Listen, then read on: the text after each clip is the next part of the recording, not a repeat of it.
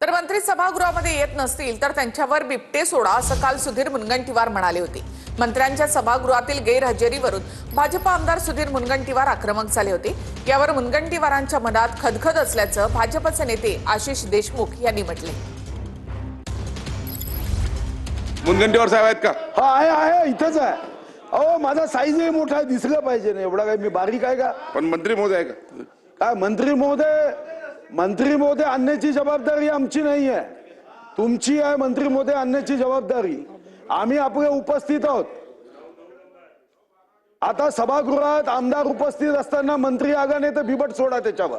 सुधीर भाऊंच्या मनामध्ये खदखद आहे आणि ही खदखद सातत्याने प्रकट करण्याचं काम सुधीर भाऊ कोणत्या ना कोणत्या माध्यमातून करतात। यावेळेस त्यांना संधी जरी नसली मिळाली तरी पक्ष नेतृत्व त्यांना योग्य आणि मान सन्मान देईल।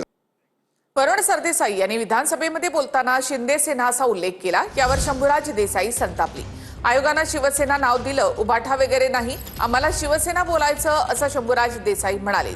यावर फडणवीस 4 वेळा शिंदे सेना म्हणाले, त्यांनाही एकदा सांगा असा पलटवार सरदेसाईंनी केलाय। सुटून गेलं अनावधाने आणि लोकप्रतिनिधीचं आमदाराचं नाव सुटून गेलं, पण भाजपच्या 2 पदाधिकाऱ्यांचं नाव तेव्हा ध्यान होतं।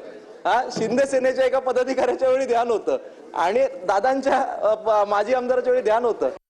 साहेब एकदा नाही दोनदा म्हणाले शिंदे सेना। राज्य केंद्रीय निवडणूक आयोगानं दिलेला निर्णय हा थोडासा तपासून बघा। निवडणूक आयोगानं घटनेनं कायदे तपासून शिवसेना धनुष्यबाण हे या ठिकाणी आम्हाला दिलेलं आहे। आमचं नाव शिवसेना आहे, खाली उबाटा वगैरे असं आम्हाला जोडलेलं नाही, त्यामुळे आमचा उल्लेख करताना शिवसेना म्हणून करावा। आणि ते शिंदे सेना म्हणले ते अध्यक्ष महाराज